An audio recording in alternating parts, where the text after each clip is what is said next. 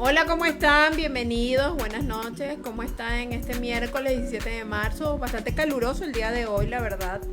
Hoy salí y wow, me sentí como vampiro saliendo a la luz del día que me quemaba por todos lados.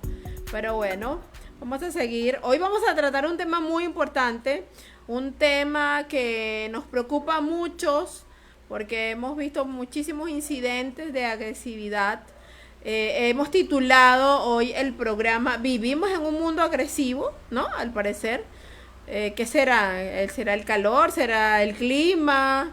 ¿Será el COVID? ¿Serán las vacunas? ¿Serán los venezolanos? ¿Quién será el culpable de la agresividad? Pero esto lo vamos a conversar en un ratito ya con nuestro invitado de hoy, que es el licenciado José Luis Mirelis. Y José Luis es un psicólogo comunitario y maestrando de política social con mención en gestión de proyectos de la Universidad de San Marcos. Él es jefe del programa Unidos 3 por parte de la ONG Acción contra el Hambre, asesor del Servicio de Atención Psicológica LGTB+, y docente en el Instituto CPSEX.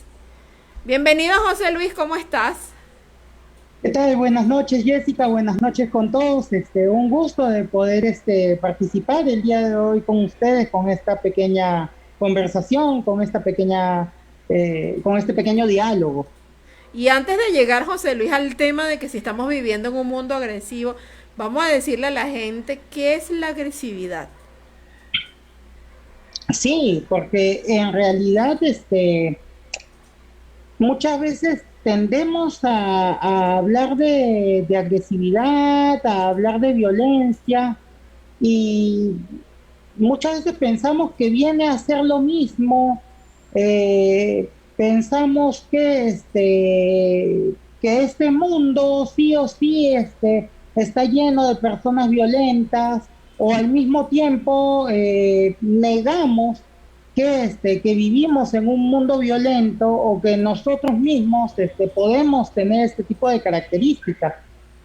Pero en realidad para reducir esta información, mencionar que la agresividad ha existido por siempre en todo ser vivo. Es un mecanismo de defensa que nos permite actuar ante alguna situación de peligro, ante alguna situación que nos ponga en riesgo, ¿no? Es decir, que es un mecanismo natural que todos los seres vivos tenemos.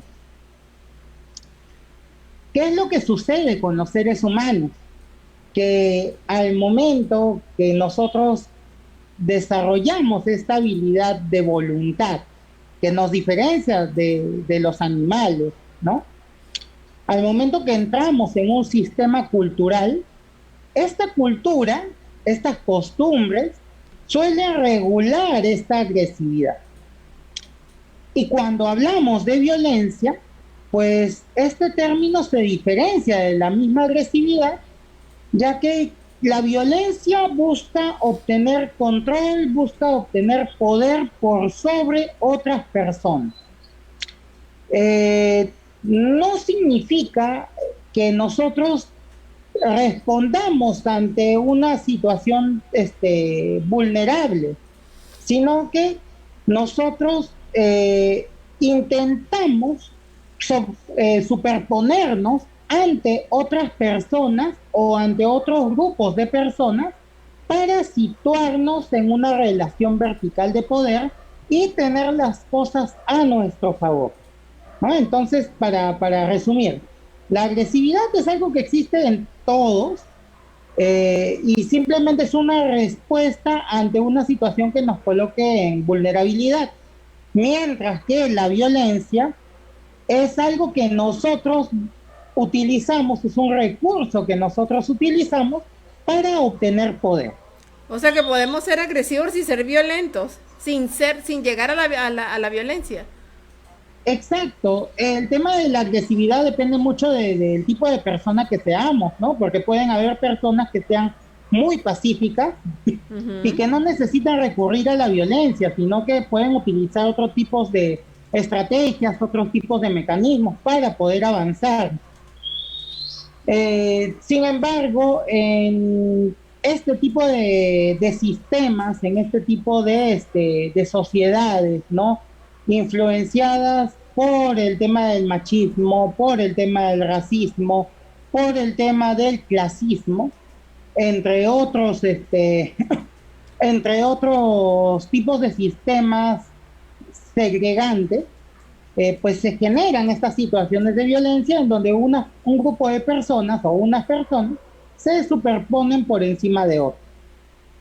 Wow, imagínate, o sea que, y entonces cada sociedad entonces va a tener su nivel de violencia o no dependiendo de los antepasados, ¿no? En tal caso, ¿no? Porque es información genética de la misma manera.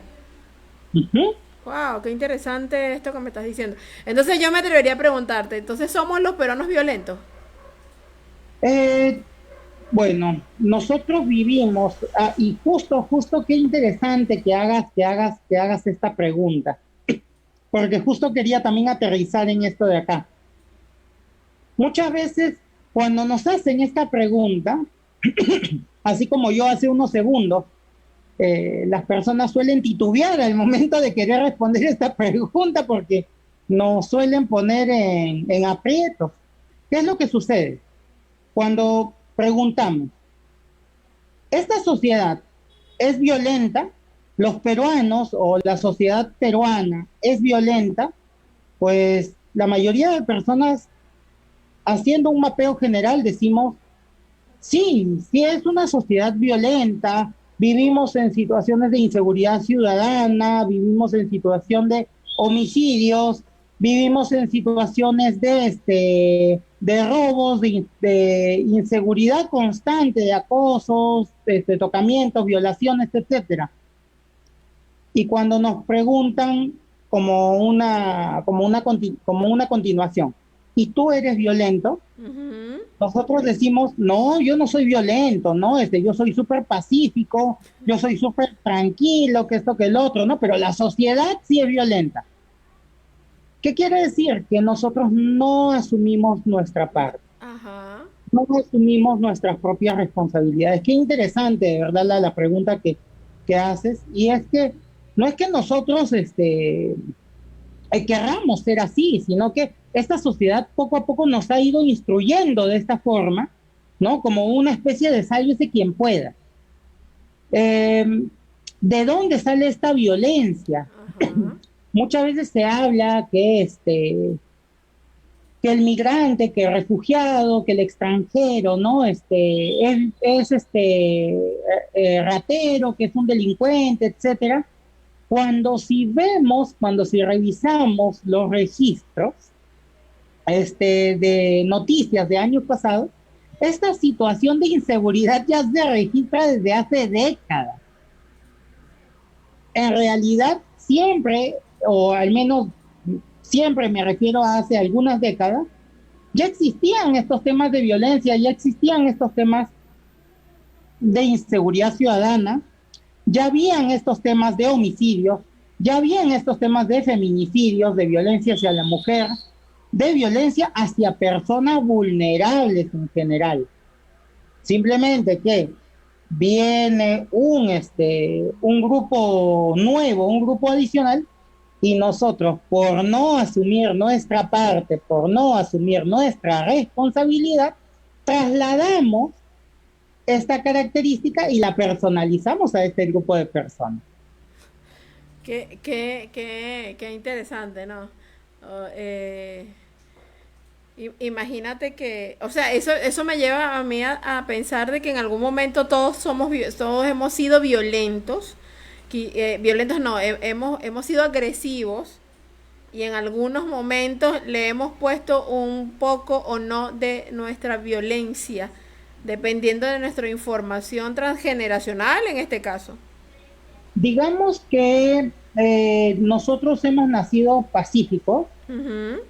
pero al vivir en este tipo de sociedad que está a mil por hora, que está viviendo el día a día, que muchas veces está en un espacio hostil hacia personas que son diferentes, Ujú. ¿no?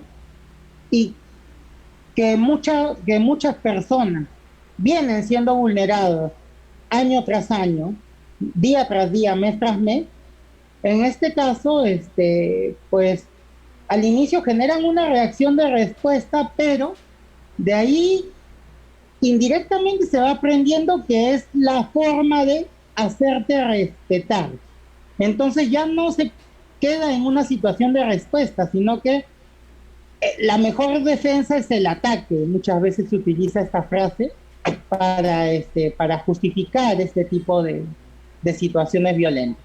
Y entonces, ¿cómo debe actuar uno? Si tú no te esperas ese golpe emocional que sale de la nada, pero si yo estoy tranquilo, yo soy una persona tranquila, o sea, ¿qué pasa? ¿Cómo lo enfrento? Y además que es un momento de shock. Es un tanto complicado, la verdad, pero digamos que la clave está en las redes sociales que nosotros tenemos, nuestros espacios inmediatos, nuestra familia, nuestro grupo de amigos, nuestro vecindario, nuestros compañeros de estudio, nuestros compañeros de trabajo, ¿no? Nuestra pareja, quien sea que estuviera alrededor de nosotros, pueden fungir de un recurso de soporte ante este tipo de situaciones. ¿A qué me refiero? A que si recibimos violencia en algún momento, evitemos quedarnos callados, evitemos quedarnos quietos en ese momento y busquemos algún tipo de espacio seguro en el cual podamos hablar de ello. Y si el espacio hostil y si el espacio inseguro es mi espacio inmediato, que es muchas veces la familia, y esto ha sido demostrado en los periodos de cuarentena que hemos estado viviendo desde el año pasado, en donde ha habido una cantidad enorme de denuncias por violencia familiar y de pareja,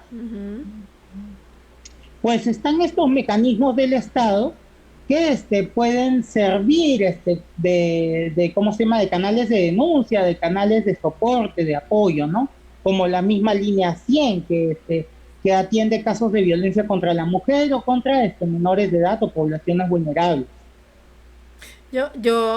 A propósito que tocas el tema de la línea 100, a mí me llama la atención esa violencia hacia la mujer, ¿no? Y de cómo la mujer muchas veces se queda allí. O sea, no, digamos que no hay una apertura de parte de la mujer, sino que es sumisa, se queda allí. Claro, eso es un tema complejo también, ¿no? Y hoy no es el día de tratar el tema, pero se da cuenta como muy tarde, ¿no? Muchas veces. Lo que pasa es que, uno, que nosotros esperamos como último tipo de acción, violencia por parte de aquellas personas que queremos, por parte de aquellas personas que amamos, que estimamos, ¿no? Por otro lado, a medida que vamos recibiendo violencia de forma sistemática, día tras día y en nuestra cotidianeidad, pues vamos siendo engullidos, o mejor dicho, van siendo engullidas, porque la mayoría de situaciones de violencia de pareja son hacia las mujeres, van siendo engullidas por el tema del miedo, muchas veces por el tema de la vergüenza, del qué van a decir, o también en la misma esperanza del que va a cambiar en algún momento porque me quiere, porque me ama, ¿no? Y a medida que va avanzando esto, pues ya estas personas que están siendo vulneradas se encuentran en una situación en la que ya ya han llegado a un punto en el que es muy difícil volver hacia atrás, ¿no? Por más que sea lo que toque muchas veces. Wow. Y a todo esto se le suma el COVID, la Sí, cuarentena. Nos volvemos exacto. locos. Yo recuerdo, José Luis, los primeros días de cuando comenzamos a salir, el año pasado en la primera cuarentena, la gente estaba tan agresiva en los centros donde mayor concentración, que eran los mercados, ¿no? O sea, era una cosa así como, yo diría que el pánico, estábamos aterrados realmente. Esa agresividad era parte de ese pánico que teníamos de contagiarnos, de salir, de que nos empujaran, de que nos tocaran, de que, bueno, de todo, pues.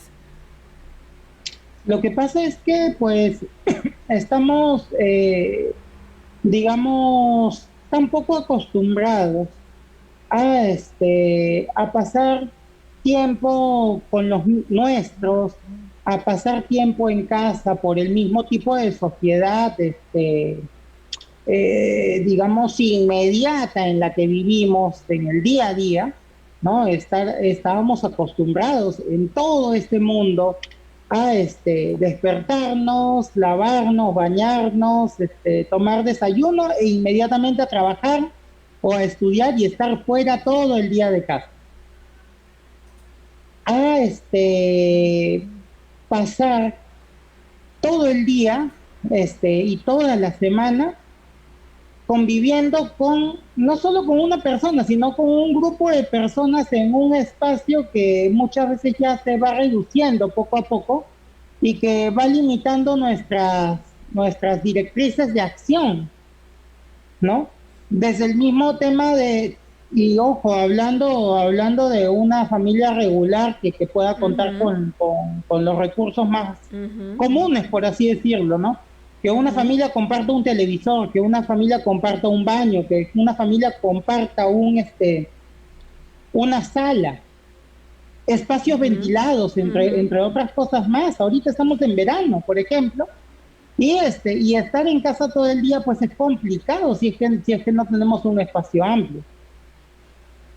Sumémosle esto a aquellas personas que tienen menor cantidad de recursos, porque actualmente pues tenemos personas que han migrado desde otros espacios, desde otros países como Venezuela, por ejemplo, que no tienen casa propia acá y que muchas veces viven en un cuarto, varias personas en conjunto. Entonces, eh, estar en un espacio mucho más reducido, pues tarde o temprano genera situaciones de estrés como consecuencia de la convivencia, porque no estamos acostumbrados a convivir.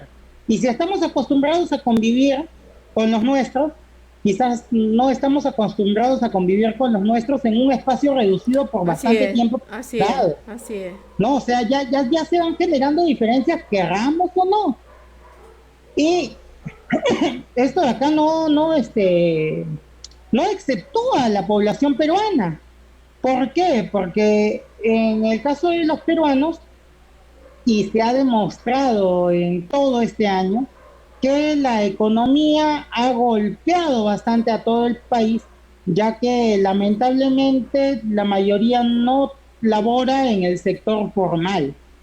Entonces, como no hay un tema de contratos, como no hay un tema de un trabajo seguro para las personas, pues el hecho de pasar, de vivir el día a día sin ahorrar ni sin tener posibilidades de ahorro, a no trabajar por un periodo de cuarentena, o a no trabajar por el hecho que estamos en un proceso de reactivación y quizás mi rubro de trabajo ahorita no está activo, pues también va a generar este tipo de situaciones también.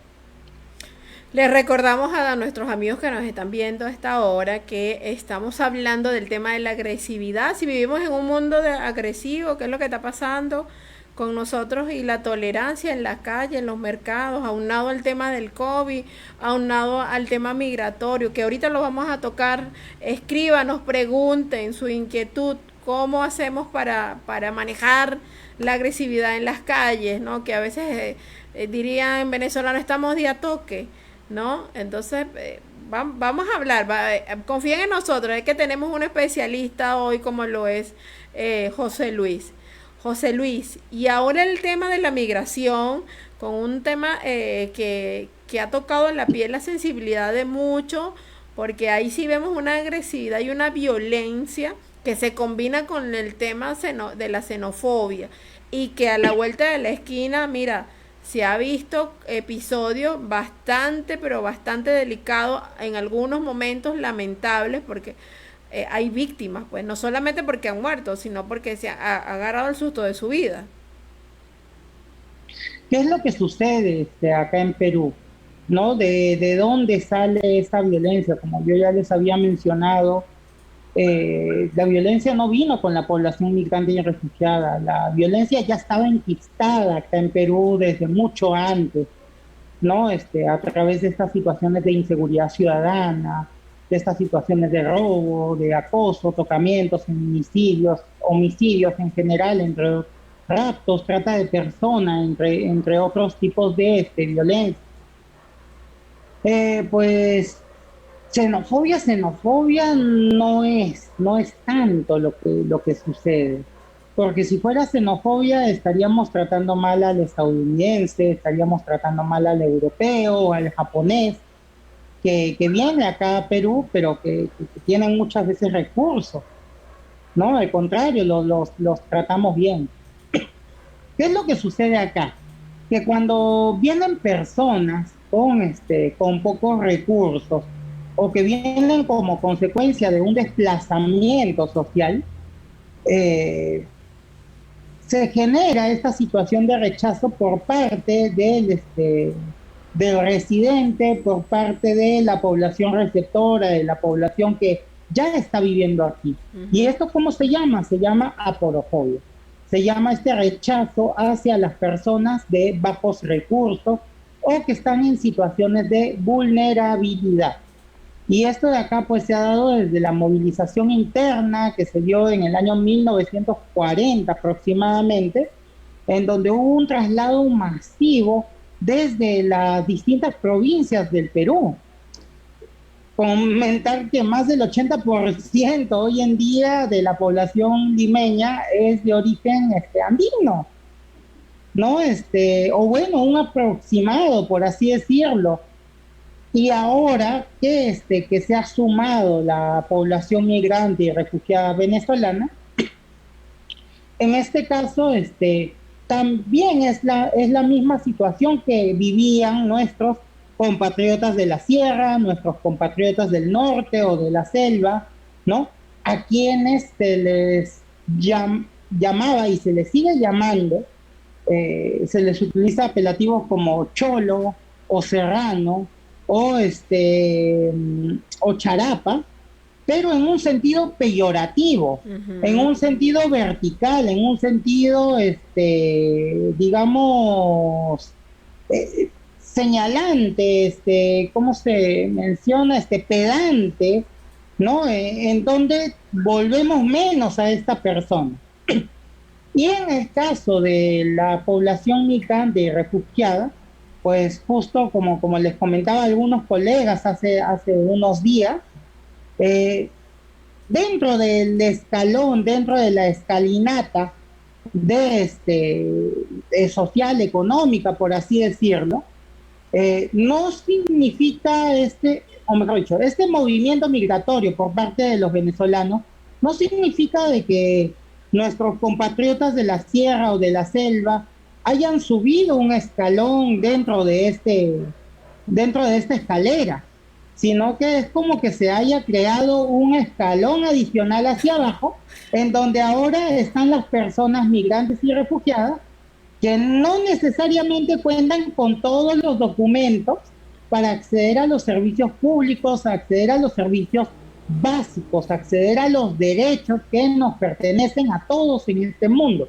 Derechos como la salud, derechos como la educación, derechos como los servicios de protección, entre otras cosas más. O sea que somos los nuevos cholos del escalón. Es el escalón. Los venezolanos son los nuevos cholos. Por así decirlo, y ojo que utilizando esta palabra de cholo o serrano, en el sentido peyorativo que se utilizaba para discriminar y para generar violencia hacia nuestros compatriotas que no son originalmente de Lima. O bueno, que no eran, porque ahora ya con esa migración que hubo desde 1940, pues ya varios son limeños y son limeños porque son limeños. Sí, sí, qué mala costumbre de las sociedades de siempre indicar, señalar, ¿verdad? Yo te digo una cosa, yo me choleo a mí misma, ¿no? Yo le digo, la chola Jessica, yo mismo me choleo antes de que lo hagan los demás. Ya uno como que trata de voltear la tortilla para no sentirse, digamos, incómodo. Y bueno, no, la verdad que está bien lejos de mí cualquier tipo de complejo por mis Y raíces. efectivamente, ¿no? O sea, a lo que voy con estos apelativos es que se utilizan de forma peyorativa. Así es, así es. Sí, Acciones reivindicativas, apropiarnos de estos términos, pues ayuda a reforzar nuestra identidad en un sentido positivo. así mismo. Mira, José Luis, y como para darle herramientas a quienes nos están viendo o que quizás en algún momento se han sentido menoscabados, se han sentido agredidos por la gente en las calles.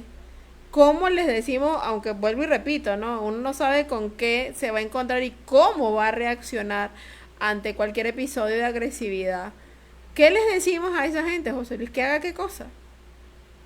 Bueno, no es tan sencillo, por así decirlo, ya que estamos en un nuevo esquema, estamos en una situación de cuarentena o perdón, de pandemia y de cuarentenas focalizadas, ¿no?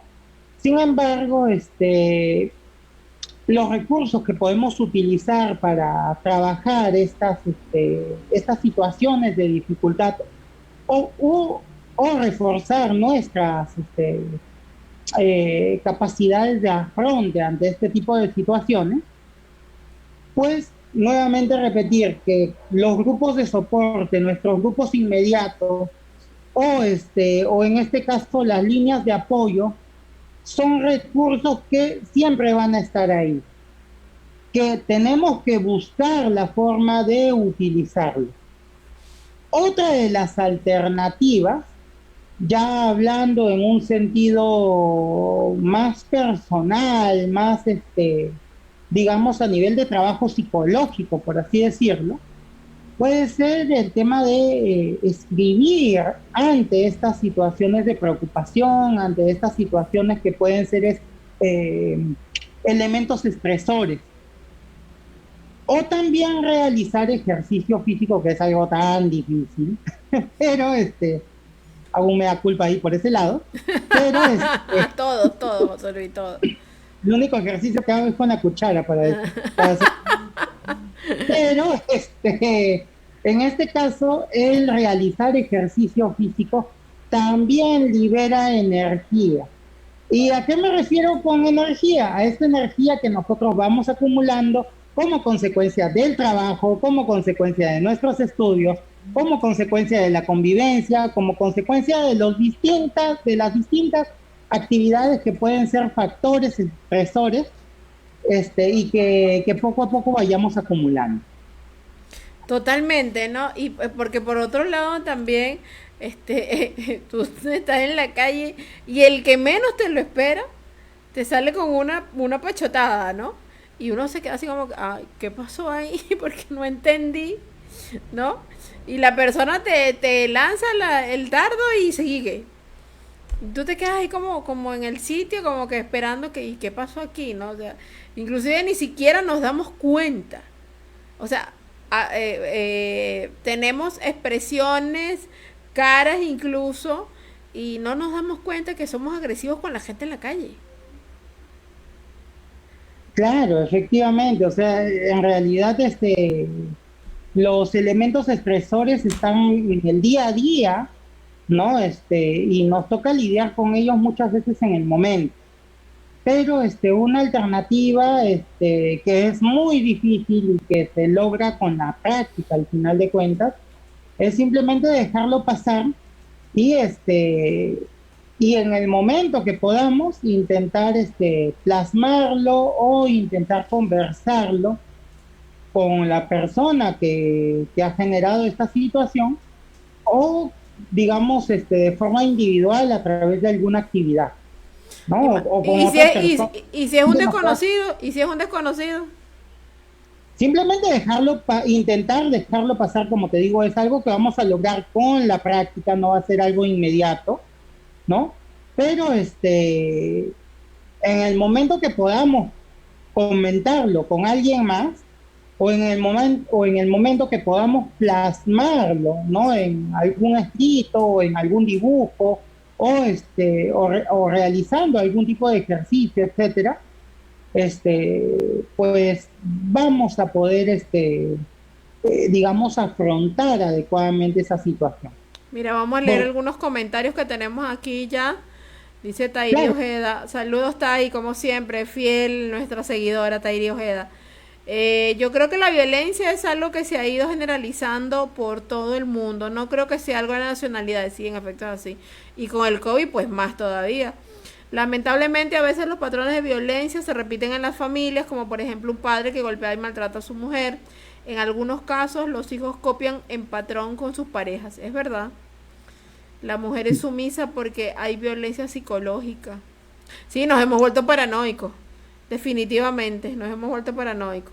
Magali nos es que está viendo. lo que Mira, sucede, mira lo que que nos mencionan una variable bien importante, sobre todo en los buses, ¿no? En el transporte público. La gente anda como violenta, como muy violenta. Dígame, en ese metropolitano, en el metro, José Luis.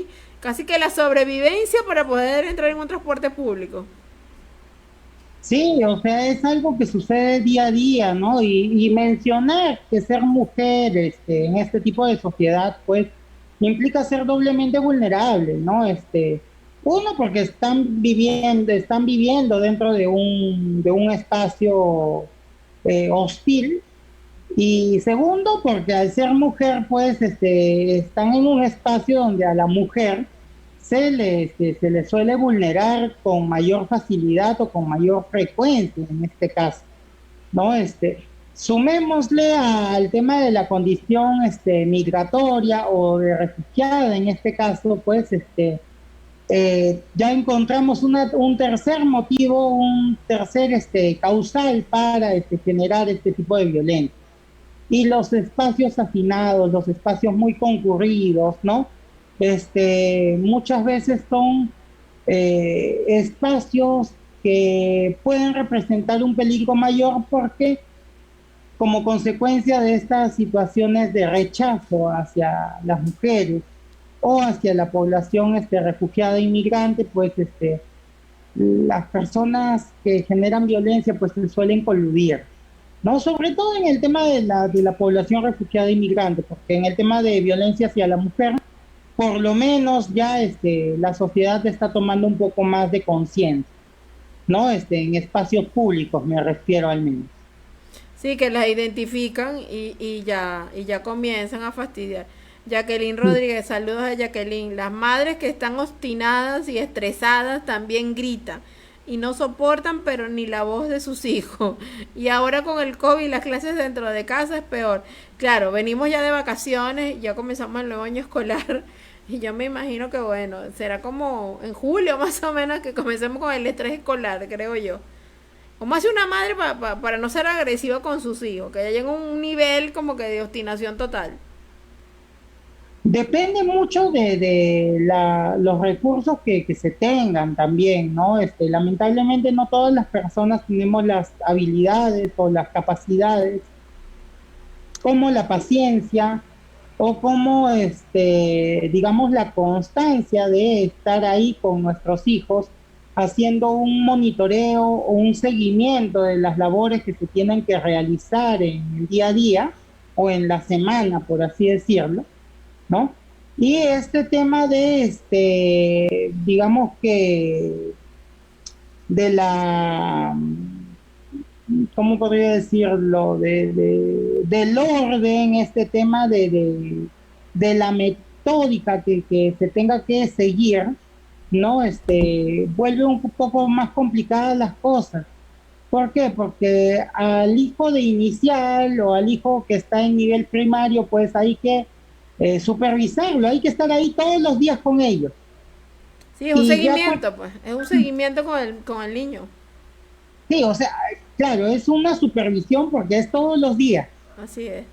Y ya en el caso del hijo de secundaria, ya esto se tiene que ir espaciando, ¿no? Se va convirtiendo en un monitoreo, quizás una o hasta dos veces a la semana, porque lo importante es desarrollar la autonomía del hijo, ¿no? Entonces, eh, si estamos en el primer esquema, lo difícil es estar en el día a día. Ujú. Y si estamos en el segundo esquema, lo difícil es no olvidarnos, ¿no? Entonces, este, lo importante es tenerlo en cuenta, fijar horarios, fijar días, para que nuestros hijos estén atentos y para que nosotros también estemos atentos en poder hacer esa revisión. Porque si lo hacemos así en el momento, muchas veces nos vamos a topar con que nuestros distintos hijos tienen desarrollos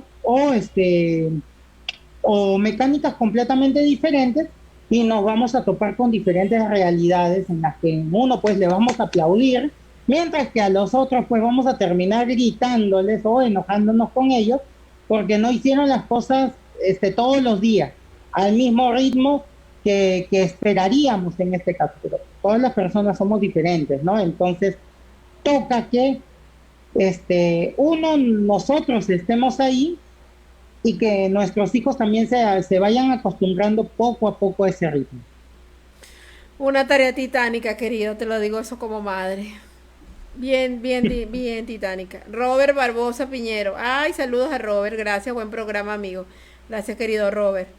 Bueno, mi querido amigo José Luis, vamos a ir cerrando aquí. Y este tema, que yo creo que es sumamente complejo, el tema de la agresividad en la sociedad y con tantas variables y con tantas el dinamismo de las sociedades que lo hace tan distinto en cada país, ¿no? Dice Taría al final, hay que darles clases, si no, o si, y muchas madres no tenemos ese elemento pedagógico para enseñar a nuestros hijos. Y lamentablemente el sistema educativo se olvidó de dar herramientas a los padres, sí es verdad. Mira lo que dice Jacqueline, vaya, vaya. Está bien, Jacqueline. Gracias, José Luis, por habernos acompañado el día de hoy, por haber aceptado nuestra invitación. No, agradecido siempre con Divergentes, contigo, Jessy, y nada, será hasta una siguiente oportunidad. Ya nos estamos viendo en una siguiente oportunidad. Muchísimas gracias, José Luis, y a todos ustedes muchas gracias por estar allí siempre. Recuerden que estamos en todas las redes sociales, estamos en Facebook, en YouTube, en Twitter, y bueno, escriban para saber qué más queremos saber, qué otra cosa les hace falta. Recuerden que de los que están irregulares, hacer su registro, estamos en los últimos días. Es muy importante que realicen ese registro. Vamos a aprovechar de esa oportunidad. Miren que ahí sí que ya no hay tu tía. O sea, háganlo. Cuídense en la calle, el COVID todavía sigue suelto. Pónganse su mascarilla, recuerden la distancia, porque yo veo a muchos ya muy con la mascarilla por acá, de todo, menos en donde va. Cuiden a sus hijos, no se vuelvan locos, todavía el COVID está entre nosotros. Que pasen feliz noche y que descansen. Chao. Muchas gracias, hasta luego.